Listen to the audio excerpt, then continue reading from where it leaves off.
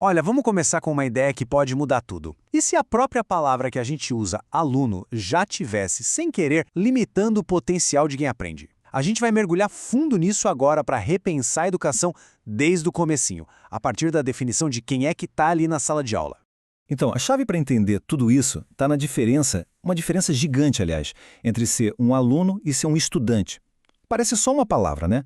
Mas olha só, aluno, na origem, quer dizer aquele que não tem luz.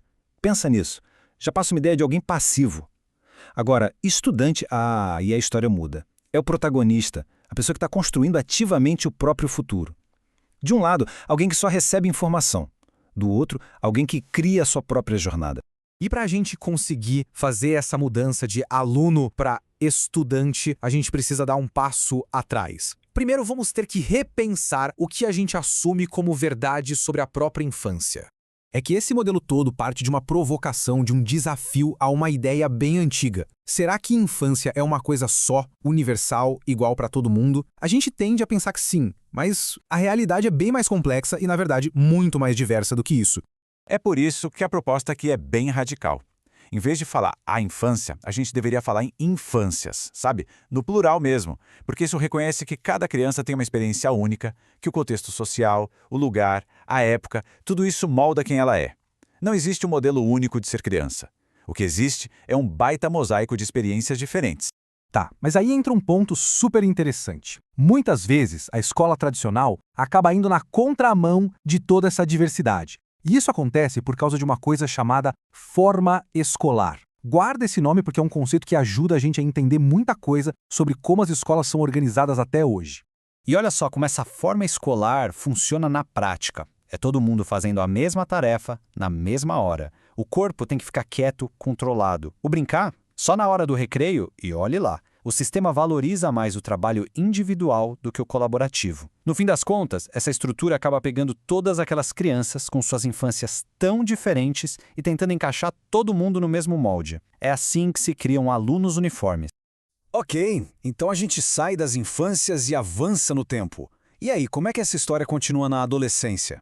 Bom, essa é uma fase, super crítica, né? E ela é definida por uma busca principal, uma tarefa enorme, a busca pela própria identidade. E se a gente olhar para algumas das grandes teorias da psicologia, a gente vê que todas elas, de um jeito ou de outro, apontam para isso. Algumas falam de tempestade e estresse, outras de crise de identidade, mas no fundo, o ponto central é sempre o mesmo. A adolescência é aquele momento da vida em que a grande pergunta que não quer calar é, afinal, quem sou eu e o que eu estou fazendo aqui? O psicólogo Erik Erikson, por exemplo, foi bem fundo nisso. Ele percebeu que para formar uma identidade, o jovem precisa resolver umas questões bem cruciais, tipo, o que eu vou fazer da vida, qual vai ser meu papel na sociedade, como eu me entendo nos meus relacionamentos e, super importante, quais são os valores que vão guiar minhas escolhas. Não é um processo fácil, né? É uma verdadeira construção. E é exatamente aqui que esse modelo educacional que a gente está vendo traz uma ferramenta super prática, super poderosa, o projeto de vida. A ideia é genial. Pega toda essa angústia, toda essa crise teórica da adolescência e transforma num plano concreto. O estudante para de só se perguntar e começa a desenhar, a construir o próprio futuro. Ele vira o arquiteto da própria vida. Beleza. Então, se o objetivo é esse, é formar estudantes que são os protagonistas do seu próprio projeto de vida, a escola como ela é hoje dá conta? Provavelmente não. A escola também precisa se transformar. Mas se transformar em quê exatamente? A mudança tem que ser lá na raiz, no propósito da escola. Ela precisa deixar de ser um lugar que só transmite conteúdo, que só te prepara para uma prova, e passar a ser um espaço que prepara para a vida, para as complexidades, para os desafios, para as alegrias da vida real. E como se faz isso? Bom, a proposta é que o currículo seja construído sob 3 grandes pilares, e todos eles têm o mesmo peso, a mesma importância. O primeiro, claro, é a excelência acadêmica, isso não se abre mão. Mas, do ladinho dela, vem a formação para a vida, que é sobre o quê? Habilidades socioemocionais, empatia, saber lidar com dinheiro, coisas práticas. E o terceiro pilar são as competências para o século XXI. Pensamento crítico, saber trabalhar em equipe, resolver problema cabeludo. A ideia é que esses 3 juntos formem uma pessoa completa. Então, o ponto central aqui, a grande virada de chave, é que aprender não é mais só decorar fórmula e data. É sobre construir as bases para ser uma pessoa autônoma, que sabe fazer as próprias escolhas, solidária, que sabe viver e trabalhar com os outros, e competente, que consegue pegar o que sabe e aplicar no mundo real para fazer a diferença. E aí, a gente chega na ideia maior, na visão mais ampla de tudo isso.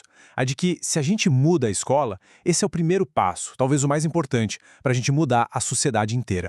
A filosofia por trás disso é simples e poderosa. Uma sociedade é feita pelas pessoas que ela forma.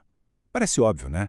Então, se a gente quer uma sociedade mais justa, mais colaborativa, mais criativa, a gente tem que começar a construir isso lá dentro, na sala de aula.